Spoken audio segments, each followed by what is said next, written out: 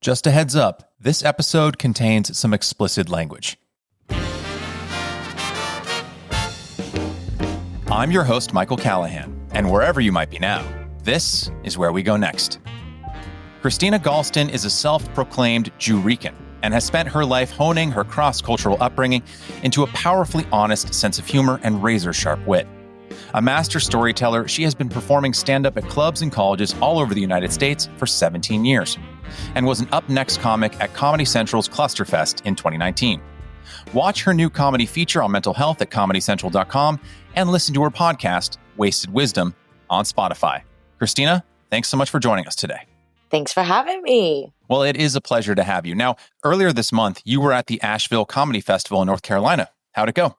Oh, that was so fun. That was really awesome. Asheville is a beautiful place with some really good barbecue. It was a lot of fun. We were performing at the Diana Wortham Theater. I always feel like I'm saying that wrong. Wortham. It was a beautiful theater. They had like an inflatable like astronaut on the stage, which was really cool. And also some sort of Subaru, or I forget. It was there was an SUV on stage. That I think it was one of the sponsors. Random. And there was a lot of dope comics that I got to meet. They had some really great food in the green room, nice drinks, really nice setup. And we all did some after parties pretty much every night, which we closed down. They were awesome, very fun. Now, was that the first time you performed on a stage having to share it with an SUV? Yep, that would be my first time performing on the stage with an SUV and an inflatable astronaut. Yeah, it's like, you would think that the astronaut, as big as he was and just white, glowing, inflated, just really played second fiddle to the SUV still. Well, I mean, it's hard to beat. You can have a family of four in there with extra cargo space. I totally get it. Right. What are your thoughts on North Carolina barbecue, by the way? Where do you rank it in terms of the barbecue ranking in the U.S.? I would rank it. I mean, I would surprisingly rank it pretty high. It was really good. But, I'm not going to lie. I was also pretty high when I ate it. Maybe, in the middle of the afternoon. Not as loaded as I was when I had it. Perhaps that wouldn't be as great. I did love their burgers as well, too. Their burgers were pretty bussin'. Some fresh arugula on there. They did like this mix of meats. Shout out to the pourers out there. They are heavy pourers. We do like that. Oh, good. At first, I thought you said shout out to the poors. And I was like, that is a very interesting way to shout out impoverished people.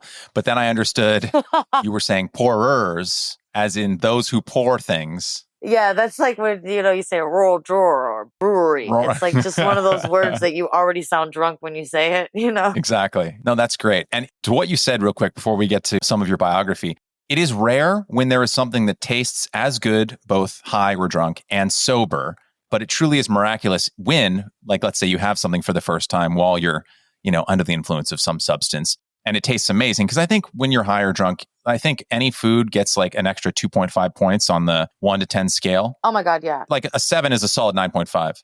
Oh, hell yeah. And depending on how hungry you are, you could put ketchup on a napkin, someone tell you it's a flatbread, and you're gonna down that thing. Exactly. But it truly is a thing of wonder if you have something drunk or high and then you have it sober, let's say a few days later, and it's just as good.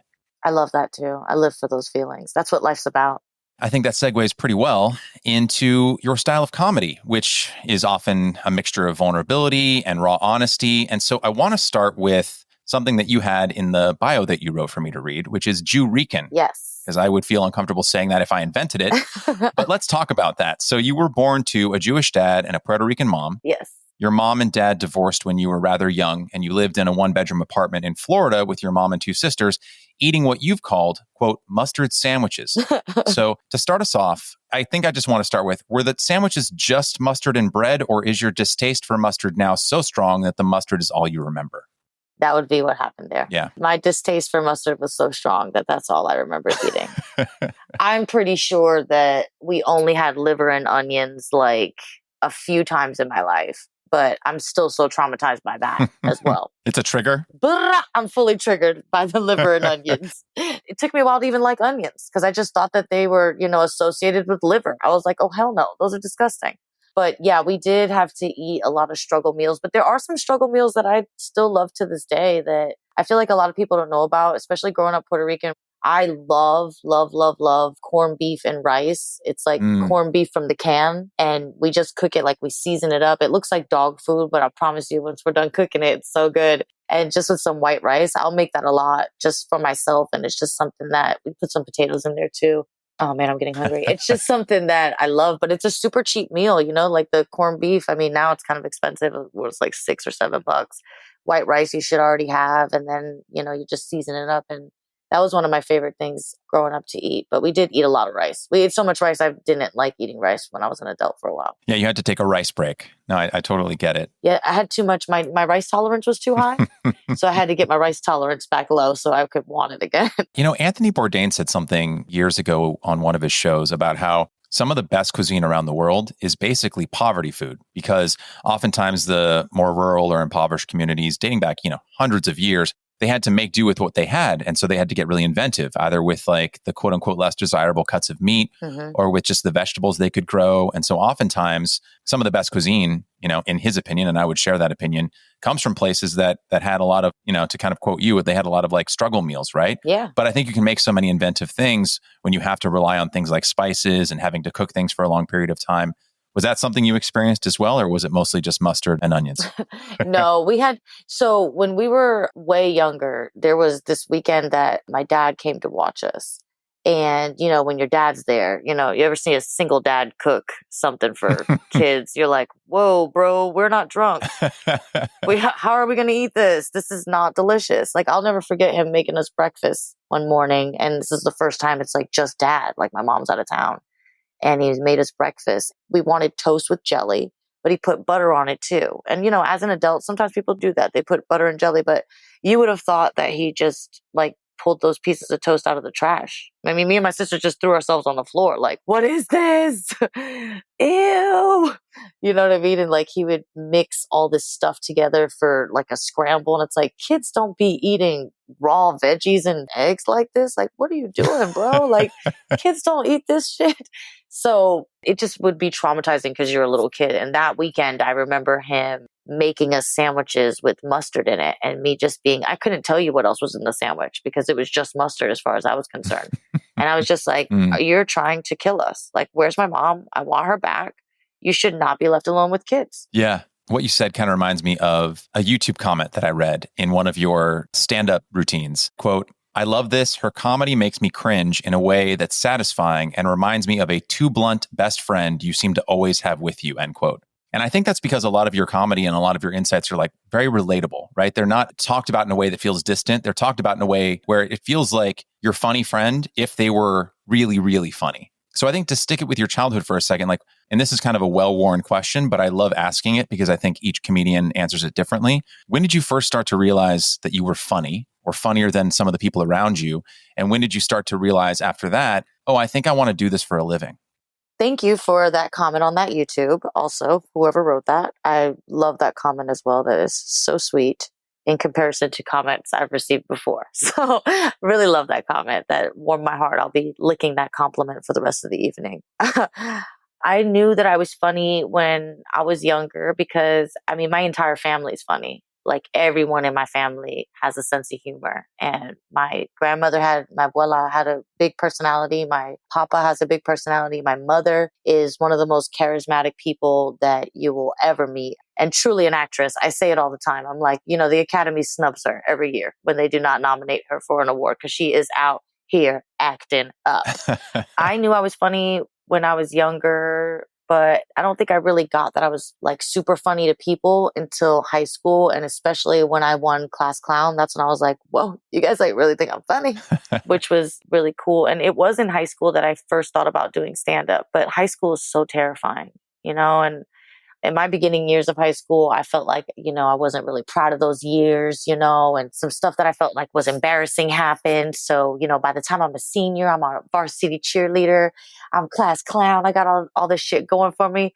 I get this little inkling inside me that's like, yo, you should do stand up. You should like do it for the talent show. And I was like, I just had a titty attack when I danced at the talent show. How am I going to get up there and do a joke I've never done before? Like, mind you, Comic View had just came out when I was in middle school. Besides that, the only comedy I had ever seen on TV was In Living Color. It wasn't anything that I could really connect with as a young kid that I was like, as far as like watching adults, for me, I just wanted to watch cartoons. So stand up was still so new to me even then that it was just like high school was too terrifying for me to ever try it. And then it wasn't until like a year after high school when I was like working at Hooters and meeting people and people were really pushing me. Two women in particular that were my friends, Gina and Tish from St. Pete Hooters, were really pushing me hard to do stand up. And then I started doing it. And then I really did fall in love with it once I moved to New York, and it became my whole identity and everything that I do. Yeah. And you were also doing theater at the time when you were in New York on and off, right? Yes. You were performing and touring with Linda Nieves Powell's off-Broadway production of Yo Soy Latina. And if I have this right, you would also perform stand-up after each performance, right? No, I think I got to do stand-up before with them, but no, I wasn't performing stand-up afterward. I was doing stand-up while I was in the play, like not in those cities either, because we'd be busy doing stuff when we were booked on that. I was just talking about, that's so funny you bring that up. I was just talking about it yesterday, like how I was young when I was doing that. It was a really good intro to traveling and touring and doing shows and memorizing lines, which I even remember one college show we did. I've completely blacked out on stage. I've like, not from drinking, but like my mind went blank and I just kept repeating my line. And then like, it was like a tense moment where there's like two girls flanking me on either side of me. I remember just whispering to them like, I don't know my line, bitch. Like, and everyone's looking at me. So it's like, I don't even know why I'm whispering. Like, the lights are on you. Like, they can see you. I just was kind of thinking about it yesterday about how I was young and I wish that I would have took it a little more seriously and that I would have stuck with that a little bit longer, because I love Linda and I loved the girls and it was a fun time. I wish I would have been a little more mature then. Your recent Comedy Central stand-up from earlier this year, you have this bit where you talk about, quote, what flavor mental illness you have. And you mentioned that yours is social anxiety. You just mentioned talking about blacking out. And again, not blackout because you were drunk, although you also talk about those escapades on stage as well. I have to, make it specific because they're like, wait a minute, girl, let's check, because we never know with you. Were you drunk or did your mind just go blank? You should say blanking out, not blacking out. But what is that like? I think to a lot of folks, hearing that someone who does stand-up comedy, which is basically putting yourself on a stage where everyone's looking at you under a bunch of hot lights, would seem like exactly the opposite of what someone with social anxiety would do. So how is it walking that line, struggling with social anxiety and being uncomfortable around others at times, but then also putting yourself into a position where you're constantly, to quote a word that you use often in one of your specials, triggering yourself, triggering your social anxiety. What is that like? What keeps driving you to do that? Is it just that the love of stand-up overpowers your anxiety? And how do you walk that line? That's a really great question. Firstly, like knowing early on, is there something wrong with me? Because I can't walk into a room without sucking the attention out of it. You know what I mean? Like you could either be one of those people, or like sometimes when I see those people, I'm like, do you do stand-up? You should, because it's the cheapest form of therapy for people like us. It's such a release and such a release of serotonin, and also just like it opens doors in your own brain. It opens doors for, your path in life. You never know what you're going to do. You could start off doing stuff and be annoyed by it. You could be like, because everything's, change, and things that are different can throw you off. I'd say as far as knowing that I want to do stand-up, being terrified of it. My first show I threw up, but still pushing myself to do it because I know that it feels so good to get that laugh. And a lot of comedians will describe it like a drug. A lot of comedians that do drugs will describe it like a drug. I'm one of those comics as well, because I've never smoked crack. I've had a little meth, but I've never had crack. And I haven't shot heroin in between my toes or, my butt cheeks or anything. I'm glad we have that on the record. You know what? And I'm glad we do too, honestly, because I feel like sometimes people wonder. I've never put ecstasy in my butthole, even though I know it'll hit me faster. Okay. I've never done it, but it is a high that is like, especially like preparing jokes, going up there, trusting yourself, sticking to your shit, like doing the work. That feels so fucking good. Going up there, maybe being in a rut, maybe being like, but I still got to get up there and I don't even know what I'm going to say, but I got to harness the energy of like, I know this is fun. I got to get back to the fun. There's this part of it that's so fucking fun. And especially when you get up there and you just have fun, you go off script, you dip back into an old joke or build something on stage or create this moment that maybe you can't do it again with another crowd, but these people will never fucking forget you because of that moment. It's just this multi-layered onion of fucking weirdness that the more that you pull it back, the more obsessed you become with it. You're like, oh, is this another way for people to love me? This is great. And then there's the part of it where I struggle. That's the high part of it. And then the low part would be trying to exist without having drinks, even though I am physically used to being drunk in these scenarios, and not even necessarily being drunk, but being buzzed until buzzed becomes drunk, until the same amount of drinks that I had yesterday hit me different today, or I have too fucking much, or I just do too fucking much. Wanting to be more professional, almost plateauing in your career because you're not going no fucking where because you keep following this. My new favorite thing that I read was gray area drinking, where it's like, you haven't lost your kids or anything, you haven't killed anybody, but you're not doing anything. You're not being productive. So it's not killing you. It's sure as shit not helping you.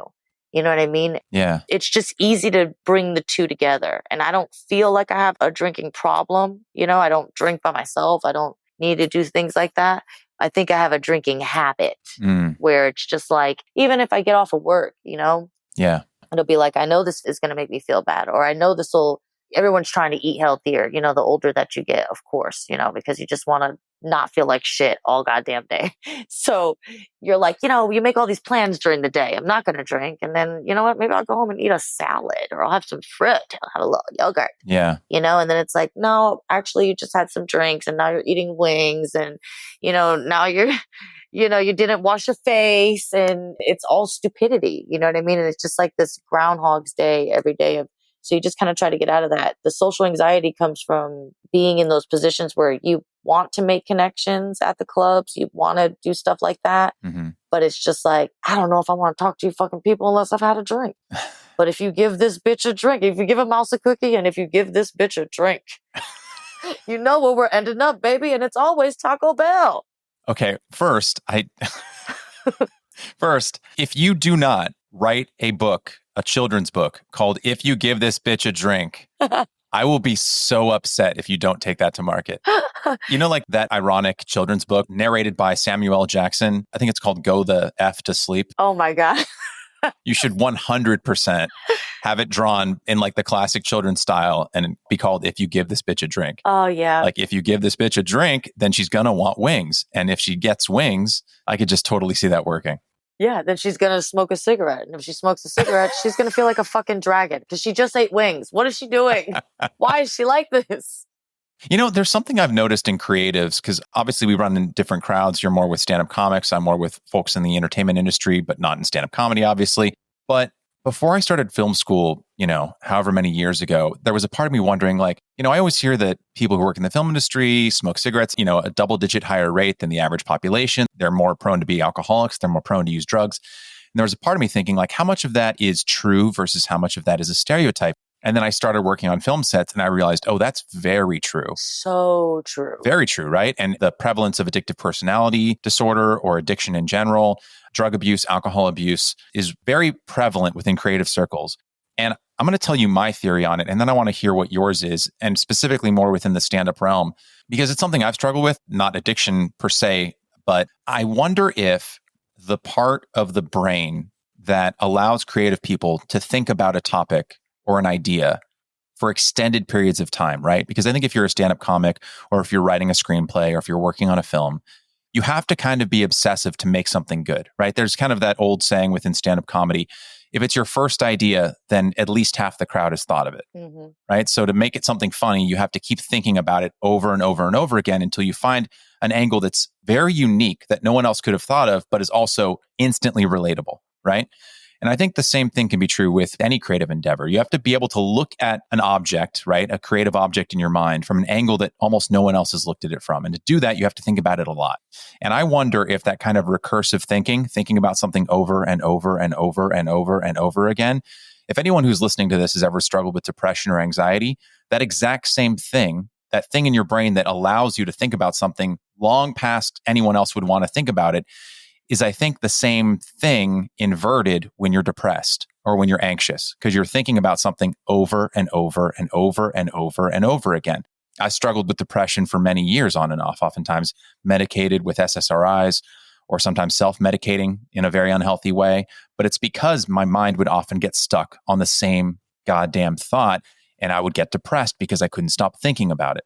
And so I guess my question to you, Christina, is this something that you've noticed within the stand-up comedy realm? And is this something that you notice in your own way of thinking about comedy and your own anxiety? Yeah. As far as like even the part where you obsess about an idea. Yeah. And I see it in so many creatives, especially what's so hard is like when you watch someone writing a pilot, that's really hard.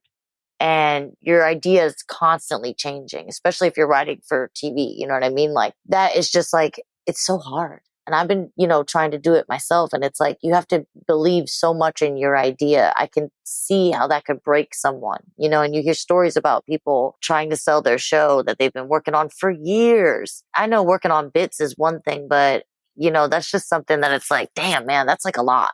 I can see how that could drive someone to dip into other vices. It's such a thing too when you work for yourself. Like you have to push yourself in a weird way because it's for you. Like no one's going to knock on your door and be like, hey, buddy, where's your comedy? You have to keep going and people get stuck. And when you get stuck, it's easy to just feel better by having a few drinks. Also, just in the melee, you don't even realize that before you know it, you've created this monster inside of you. Yeah. You look up and you're like, whoa, it's been like 15 years. And even a few years ago, I think I might have called myself like not really a smoker, and I'm like, hold on, bitch, you are not as young as you think you are. You have been smoking for damn near 20 years. So like you are a smoker. Just because you don't smoke in the morning or all the time, it doesn't mean that you're a casual smoker. You always have a pack of cigarettes ready. You're a smoker, like whether it's just while you drink or this or that. So it's kind of a thing where time gets away from you as well. And then you look up and you're like, whoa, I just developed this whole ass habit. I guess this is who I am. That's crazy. Yeah. Because you wouldn't describe yourself like that to people, I wouldn't even currently. If someone was like, are you a cigarette smoker? I'd be like, occasionally. When what I mean is every day. Yeah, occasionally every day. Because you just don't see yourself as that. Yeah, that's a really astute observation. A lot of what we experience in our day-to-day lives is a kind of identity negotiation with ourselves. Yeah. Where we're both striving to be something that we think we should be, and we're also trying to negate those things about us that we think we shouldn't be. And every single day, we're kind of telling a narrative to ourselves about ourselves that is varying degrees of truth. And that's one of the things that I really like about your comedy. For instance, the title of your Up Next Comedy Central special is, quote, "The Silver Lining to Blacking Out." And your topics range from, well, blacking out, to peeing your pants after blacking out, to private shower habits, to sleeping with ex-boyfriends. And what I like so much about your style of comedy is how vulnerable it is. You can see that you're pulling these stories from very real places and then mining them for comedy, which in my opinion is, I wouldn't say it's more difficult, but it's definitely more precarious than the style of comedy in which it's like setup, punchline, this thing didn't really happen, I'm talking about Pop-Tarts or whatever it is, right? Yeah. And again, I'm a huge Jerry Seinfeld fan. I have his book with 4 decades of jokes on my coffee table. But I guess my question to you, Christina, is how would you go about writing a joke? Because your jokes are stories with humor in them, almost in the style of a Dane Cook. There was one comment I read, a comment from another comic who was angry about Dane Cook's rise to stardom in the early 2000s. Some comic in a green room while Dane Cook was performing, maybe at the Laugh Factory or something. And the comic was pissed because he's like, where are the jokes? Right? But the jokes are actually in the stories, but they're just kind of harder to see. And I feel kind of like that way with your comedy, where it's like, there's no necessarily easily identifiable, here's the setup, airline food, and here's the punchline. Yeah. But your stories are the jokes. So how do you go about writing that? And how did you figure out that that was kind of your brand? I think I just figured that out right now. No, just because I'm telling you, I've been working on my reels and stuff, and I've been watching it, and I'm like, damn it, man, my jokes are so long. Like, I just feel like, why is all this shit so long form? Like, when I hear it. So I've been noticing that, and I've been wanting to work on even just trimming the fat. My style of talking, I'm very loose with it, and I need to tighten it up a bit. But when I'm writing, I'm always pulling it from a real place. I was working on a bit last night, but again, I'm pulling it from a real place. Even when I was approached by Comedy Central to do a set about mental health, I was like, okay, cool. Yeah. Let me write down everything that I know about mental health and how it relates to me. and then let me look at some shit and then let me braid all that together. That's just always been my thing because that's how I feel like I make anything my own is by putting my little spin on it. And they always tell you too in comedy, like, this is one thing that I heard a lot in the beginning when they tell you, you don't know what your persona is yet. You don't know who you are yet. Just work on your bits.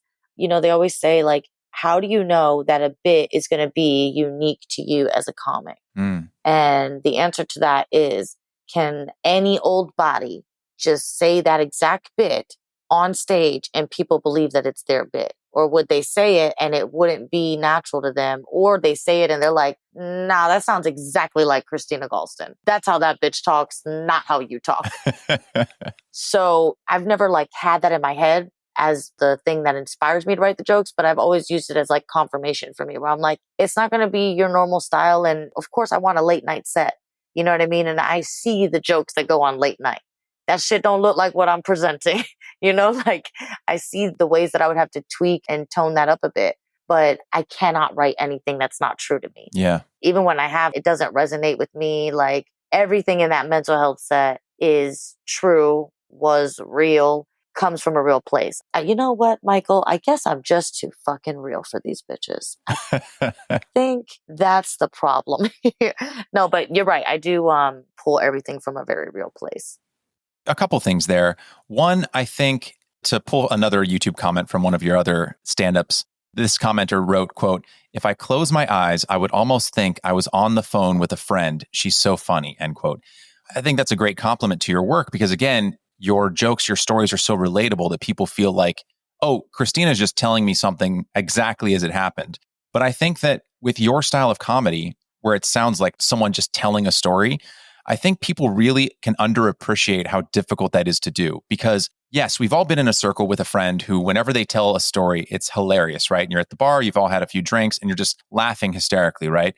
But 99% of those people, and really I'm kind of quoting stand-up comics making this exact same observation, which is 99% of those people who are really funny in your friend group would never do well in stand-up comedy because there is a distinct difference between telling a story to people who already know you in a funny way after a couple drinks and developing that story over an extended period of time in which you're hitting specific comedic beats and building structure into that story and adding exaggeration where appropriate and changing things where appropriate so the punchline is harder. I think especially with your particular brand of comedy, Christina, it's an invisible craft, right? Because if it was just, set up, punchline, traditional, this joke lasts a minute, people would understand it more as a craft than the kind of invisible craft of how you tell a joke. Does that make sense? Yes, it does make sense. So the friend you're describing, the one that is always going to have the attention and is always telling a funny story. The thing that doesn't make them a stand-up, I believe sometimes, a lot of times, is the reading of the room.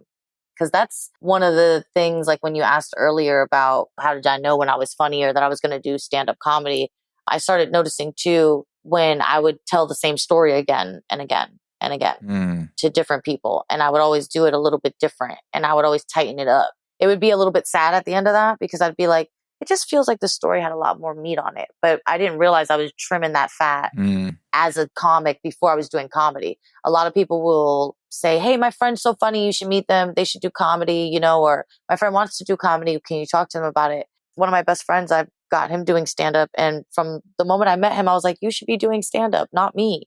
But it's not his first thing that he does. He's more of a writer. So it makes him, of course, nervous. That's a nerve-wracking thing to do. And it's just something that I always try to convince people. I'm like, if you have been telling the same story to your friends and to your coworkers and at your dinner party and you've trimmed the fat, like you've taken out the shit that doesn't work and now you've added in a little spice or, you put in an act out. I mean, hell, are you doing callbacks? You are already doing stand-up. You've been doing stand-up. You just haven't done it on stage yet. That would be the biggest hurdle is to just get over that on stage thing, which to me, I akin it to the feeling of you needing to get on stage and just get it the fuck over with so that you can figure out who you're going to be on stage and how you're going to do your stand-up is the same feeling that you have your first day of work somewhere. It's the same fucking feeling. And what that means is you just need to do it and get it over with. That way you feel comfortable. Like when you go to a job the first day and you're like, Yeah. just call me I'm sorry because I'm sorry. You enter a room, you're just like, I'm sorry. Is that a door? How do you use it here? Yeah. Can I just sit in these chairs? Well, where do you guys pee at? Yeah. You just ask dumb questions. You act like a fucking idiot because you've never been there before. You've never done it. So you just have to do it a few times and then figure out, okay, now how do I do this now that I know how to do it? As a freelancer, I completely relate to that because every couple weeks or every few months, I'm often working at a place for the first time and I have to do that over and over and over again. Right. It's like, oh, I didn't know. I can't walk through this door. Oh, I'm sorry. I'm new here. But eventually you get used to it and it becomes a kind of skill that's kind of developing in the background. Louis C.K. has been doing the rounds on comedy podcasts recently because he recently had a film out. And I love the way that he describes how he kind of writes jokes. And it sounds sort of similar to how you experience the joke writing process, which is he writes it on stage in real time based on audience reaction. And then over time, he develops the joke based on audience feedback. He'll have kind of a loose premise that he'll write down on like a napkin, and then he'll just start talking about it on stage, like in a small club.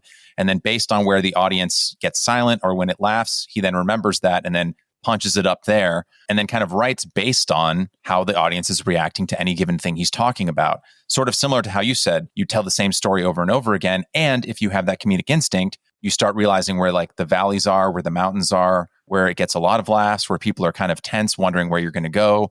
Is that kind of how you write your stuff on stage as well? Or are you crafting it more behind the scenes? Absolutely. Because I've been doing it so long, I have a lot of bits that are just floating around. So I'll go back to those a lot because I know that they're good.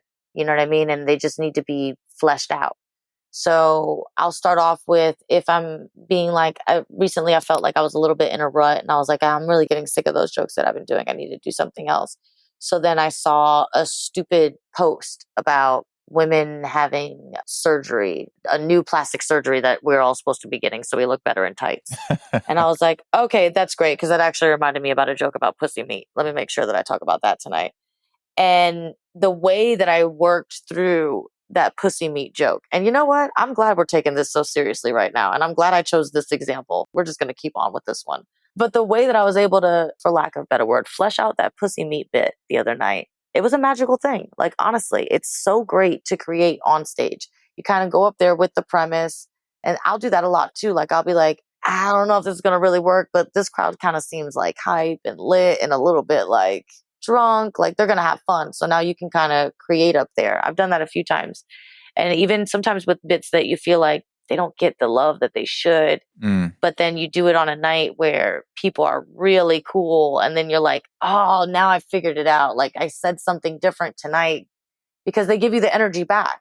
That's such a cool way to do things. I respect everyone's process, but I relate more to that process. And also the process of like, something's got to happen to me in order for it to be a new bit. Or if not, I'm going to connect something to an old bit, like I'm a recycler, a remixer. I've always been that way about some of anything, clothes, anything. That kind of reminds me of, and I can't remember the exact quote, but it's about art in general. Like once art is released, it belongs both to the artist and to the viewer or the person reading or watching that art. Mm-hmm. And with something where, like a painting, let's say, where you make it in private and then you release it as a finished product, you'll get the audience reception once it's already done. You'll see how they like it or don't like it in an art gallery or some such, or a movie or a finished story. But with something like stand-up comedy, the art belongs to you and the audience at the exact same time you're telling it or developing it. And you're getting to see in real time whether the joke is being embraced or rejected by that audience. I watched your February 10th, 2017 stand-up at the Secret Loft show in Brooklyn. Mm-hmm. And it was a really strange experience for me watching some of your jokes, which I had seen absolutely kill in other clips, not do well in that room. And maybe it's because it was how low the temperature was. You mentioned at the start how cold it was in that loft. Yeah. Or maybe it was just the crowd. But just to go back to what you said about how you're sometimes in a room where people are just absolutely responding and vibing with your jokes. And then other times you're in a room where you're telling the exact same jokes and they're just bombing or getting very few laughs. Like, what is that like as a comic to know that material is going to work in 90% of the rooms you try it in, but there's always going to be a 10% of rooms in which it's just not going to fly? And how do you adapt, if at all, in real time to the different vibes that any given audience around the country is going to give you? Yeah, that's a tough one. I mean, I've been complimented before for reading the room, that same day. And then I go and do a show and I'm like, whoa, where's the bitch that knew how to read the room? Because it's not me tonight. It happens sometimes, And then sometimes people will be weird and they'll come up to you later and just say, we loved you. We just, I guess, don't laugh. When you do this as a job, you can't take it too personally. Like, you just got to start taking the good parts of it. Because if you sit there and focus on the bad parts, you can't do nothing with that kind of attitude. So for me, I try to focus on the good parts. I can feel when I'm getting in a rut, even if those jokes are killing. To me, they're like killing me at that point. I'm tired of doing them. I'm just tired of it. It's not fun.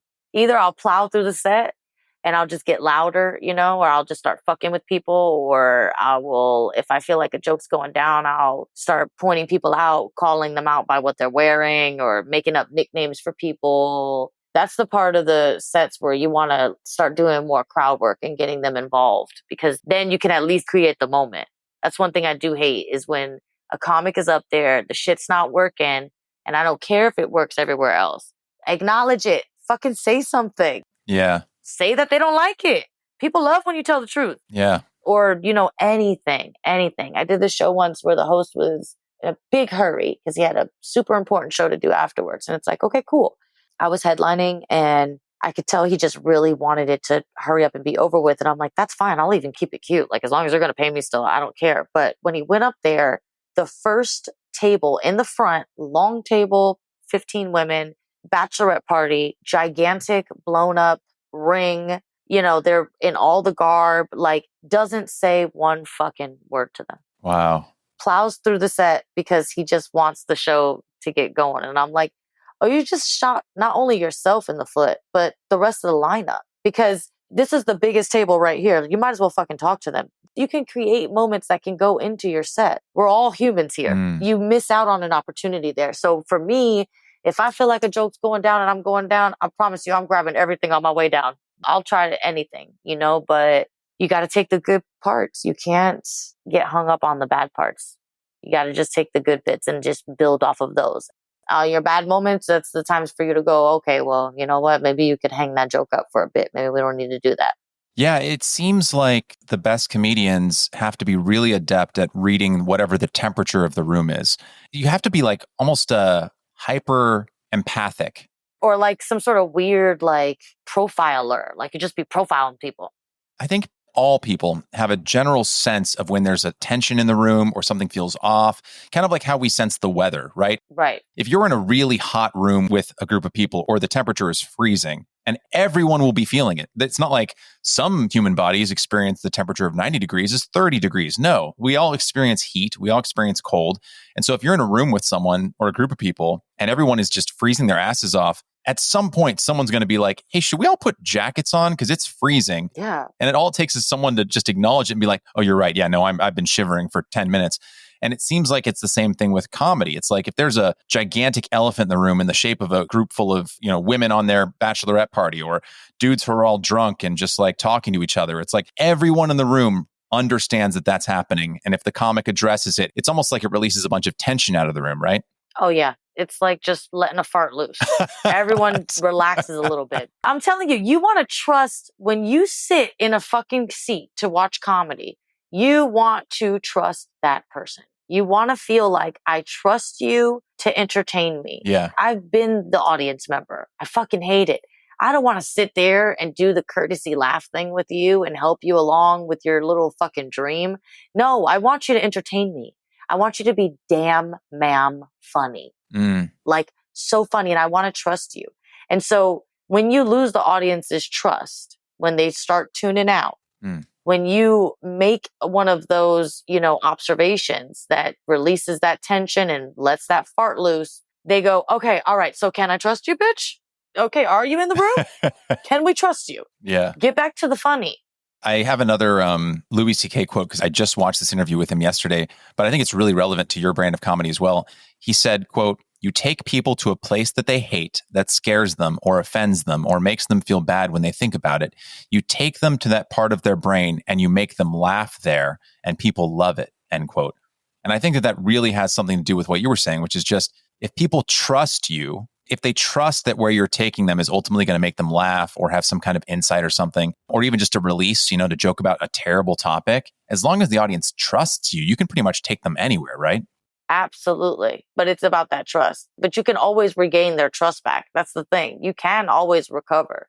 Speaking about recovering or not recovering, every comic has a story about like the worst time they ever bombed. Has that been like ingrained in your brain? Do you remember one of the times like you just absolutely could not recover and the audience was just not giving you anything? No, Michael, that's never happened to me. I'm kidding. Can't relate. Okay. No. So I just told the story not too long ago. I was opening up for Paul Mooney, may he rest in peace, at Caroline's Comedy Club. And he used to have this opener, Robin. She was from Def Comedy Jam, older woman. And she did not like me. It was Thanksgiving weekend. It was a sold out show, very busy weekend. Paul Mooney always does the late night. So it's Sunday night show. So that was probably like 8. No, it was probably had to be like a 10 o'clock show or something. Anyways, he was already an hour late. I was like an hour late as well because I was a goofy 20-year-old bitch who went to Jersey to see her family and was like, yeah, we should just be like, what, an hour or two to get to the city? It's fucking Thanksgiving. Like the trains are not running like that. So I got there super late. By the time I walk in, I bring my cousin too, because you know what? Let me just embarrass myself in front of my family too. So I brought my cousin with me. We walk into the room. It's sold out. There's like 300 people in this room. Yeah, 250, 300 people. They used to be able to fit in there. And she's killing it. I can tell they've been on a journey together. You know what I mean? She is crushing. They are loving her. And she goes to introduce me.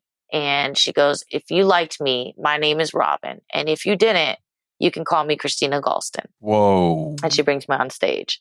And I'm shitting bricks as it is, because the way that they all looked at me too was like if she was talking shit about everybody that wasn't there, so I could tell that they had like really gotten close as a crowd. I'm like, okay, cool, whatever. Oh my God. Right. So now I get up there and I'm very new to comedy. So I was doing like these really bad bits. God, these bits were so bad. And I don't even think I was even prepared. I think I just kind of went up there and then at this point, my nerves got the best of me. So I'm doing my bits. They're not doing well. I make a comment or I do something about being young. And this is Paul Mooney's crowd. So I talk about how young I am. And these people are like, oh, fuck this bitch. But I don't get off stage, right? I wait for the light. So I get the light. Robin comes back up. They're cheering their asses off. So it's definitely shade. And I get off stage and I turn around and she's wiping down everything that I touched. This is way before COVID, okay? This is like 2007. Jeez. She's wiping down the mic stand. She wiped down the fucking stool. She wiped down everything. And the whole room is looking at me, look at her. So I look at her and do that. And I look to the room and I made eye contact with like 300 people. And then after that, I just got really wasted and cried at the bar. I was like so hurt. I was like, this fucking old hoe, this bitch. Like, I was already going to eat a dick. I don't think you had to hurt me like that, but okay. Yeah. But, thinking about it now, I'm like, oh, that's stupid. But at the time, it was like, God, I remember I got home and like ran through my apartment and woke up all my roommates. It was like, everybody wake up. Everybody get out here. Yeah, I just witnessed a murder and the murder was me. It was me. It was me. They literally, 300 people made me eat a dick. Everyone wake up. And that was early on in your career. I've heard from a lot of comics that it seems like there's somewhere within the 7 to 10 year period, like almost every comic I've heard on podcasts or just in conversations about comedy, when someone says, oh, I've been doing stand-up for 3 years or 4 years, like the comic will be like, oh, you're still pretty early in your career. That's really young. Or it's really impressive how you're able to be this good with only 3 years of experience. And as someone who doesn't do stand-up comedy, like when I hear that someone's been doing stand-up for 3 years, 5 or 6 nights a week, sometimes multiple times a night, I think to myself, that sounds like a long time. But it seems like with stand-up comics in general, they seem to believe that somewhere around the decade mark is when someone gets truly good. Do you remember when you felt that? Do you remember when you were on stage and instead of the 20-year-old Christina who was, maybe doing jokes that didn't work or couldn't read the room quite right or didn't know how to adapt to a hostile scenario, do you remember one of those first times in which you really felt truly actualized as a comic and you were like, oh, my jokes are working. I've got this. I can read the room. I feel really comfortable in this space? Yes, I would say right after I got back from Puerto Rico. So right before we filmed in September, the Comedy Central, the mental health set. Was this 2021? Yes, 2021. Because I felt it in varying levels and degrees. There's like a back end part of the stand up too, like a business end where it's like if the stage shit doesn't match that, it doesn't really go anywhere or mean anything, you know? So I've had nothing but success on stage, sure, but I wasn't doing anything on my back end. I wasn't writing. I wasn't trying to build a pilot. I wasn't really doing anything podcast wise. I wasn't posting. I wasn't filming anything and posting it. So it's kind of just like doing everything for nothing because, you know, you don't produce anything. You have the moment, yes, and you're funny, sure, but you haven't produced anything for people to see that weren't there. You know what I mean? Not everyone's going to be at that show that you were at the other fucking night. Yeah. So ever since that set, I've seen a different part of my work ethic, even though I would definitely call it baby steps, full on crawling, but a different part where I'm finally starting to make those connections and be like, okay, this shit is important too. Mm. Like I need to do all this other shit in order for me to feel that real confidence on stage. Like, yeah, I could crush the room, but am I filming? Am I good? Is this going to be a good set? Am I working on my bits? Did I go through my checklist tonight? Did I fucking make a checklist? What am I doing up here? Or am I just fucking around? There's sure feeling comfortable on stage. Yeah, there's varying degrees of that. But feeling like comfortable in my shit, like I'm doing this shit, like this matters what I do. I've been feeling that finally since last year. It's a really underappreciated aspect of entertainment in general that folks who aren't in it or who aren't doing writing or performing or stand-up comedy or podcasting or whatever, that can be underappreciated because just like you said, you can't just be good at the one thing that you're supposed to be really good at. You have to be good at like 6 other skills that are only very loosely related to the act of stand-up comedy. Like you have to be like the CEO, the secretary, the COO, like you have to be multiple different people within the company that is Christina Galston. Yeah. So in comedy, there's always like these, you know, gatekeepers of information. And it's like, I've never been that kind of person. I tell any comic that asks me about starting comedy, getting further in their career, I'm like, all of that is good and well, but if you're not writing, if you don't have anything else to offer, you're wasting time once you finally reach the point of a general meeting. You're going to get into your general. They're going to go, yeah. We saw the stand up. We looked at all your socials. We looked at everything like that. What else are you working on? What do you got? What else? They're going to be wondering what else. And you're not going to have anything. You're going to have a bunch of ideas to tell them that gives them nothing. They don't have anything for that. Right. You don't want to spend the rest of your life, you know, trying to vie for $25, $30 spots and, you know, drink tickets and shit. Like, come on. It's not sustainable. Yeah, that's so true. This is going to be a bit of a pivot, but it was something that I came across as I was prepping for our conversation that I found not only to be a really interesting topic, but also something that kind of irked me. It was something that someone said about your act. And I thought it would be good to talk about because I think it's really relevant. Oh, let's talk about this hater. Yeah. And thank you for being a real one, Michael. That pissed you off. I know that's right. I want to start off with another YouTube comment. And it was a YouTube comment for your most recent special about mental health. And the YouTube commenter said, quote, "I'm so glad an incredibly funny Latina represent rockin' the high bun and big hoops, keep on killing it," end quote, right? Mm-hmm. It was specifically this commenter being able to see themselves, not only in the stories you were telling, but the way in which you were presenting yourself while telling them, right? Mm-hmm. And you talk about in your stand-up, or even in some of the stuff you improvise, either via Kill Tony, which you appeared on twice, or in some of your roast battles, you often put your identity, you know, as someone of Jewish and Puerto Rican heritage, kind of front and center, because it's ultimately part of who you are. Like the story that you experienced growing up in Florida is inherently part of who you are in the same way that my story growing up in a suburb of Armenian and Irish descent is part of who I am. And the reason that I bring all this up is because there was a roast battle that you were part of back in around 2017. At that time, you were undefeated. You had 3 roast battles leading up to this one. And in this 4th roast battle, you lost. And Michael Che was one of the judges. Oh, I remember. I'm sure you do. Because he had this commentary, which I understood where he was coming from, especially speaking as a Black comic himself. I understand it. And I'm going to kind of summarize it here. And then I want to hear your thoughts on it. He critiqued you because he thought that you were leaning too hard into the, quote, Latina or Puerto Rican persona. And he thought that it was an act you were putting on.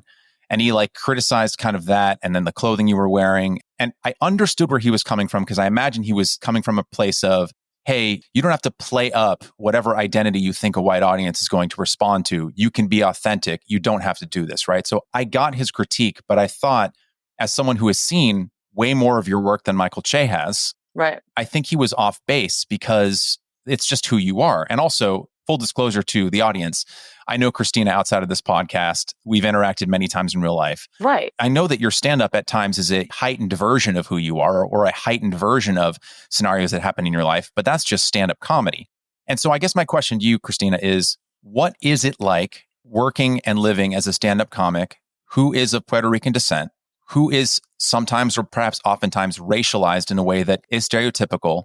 How do you navigate that fine line between embracing your own heritage and telling stories that are authentic to you, while kind of keeping in mind, I imagine, that feeling that Dave Chappelle had on the Chappelle Show 20 years ago, right? Where he was doing sketches that were true to and kind of sometimes gently mocking the Black experience in America, but also realizing that epiphany that he had when he turned and saw the camera guy, a white dude, laughing, according to Chappelle, perhaps too hard at some of the racial humor that Chappelle had in his sketches, right? Because I feel like as a woman and as a Puerto Rican in comedy, you have to juggle a lot of shit that maybe someone who looks like me wouldn't have to do. And so for me, just to see that Michael Che critique, which again, I understand where he's coming from, but I felt it was too harsh.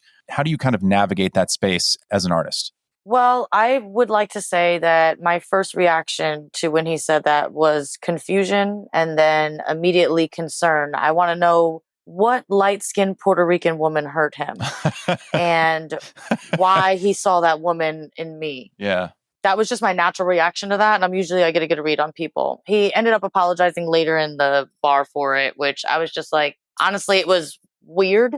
But past that, and again, in roast battle, and Yamanika, one of my good friends, has been a judge for me before and during the battles, because I just think if you're going to do jokes about me being Puerto Rican or being Spanish, like, we're doing jokes in roast of something that is supposed to be embarrassing to you. I'm never going to be embarrassed about being Spanish, right? Like at all, or being Puerto Rican or being Jewrican or my dad or nothing. I'm not going to be embarrassed of none of that shit. So that's one. And then I feel like as far as the race thing goes, I grew up with Puerto Rican and Black cousins mostly. Me and my sisters are the only ones that are Puerto Rican and white. And then we had our white cousins on my father's side. But I spent a lot of time with my Black cousins. And for me, I don't think I ever can honestly really, really be like, yeah, I've been racialized or this or that. I think I honestly get to walk those lines kind of flawlessly. Well, you have that joke about your last name. Yeah. Yeah. Like I have this joke where, I had this thing that I said not too long ago where I was like, I thank God every day that I'm half Puerto Rican. And then I thank God every day that I'm half white.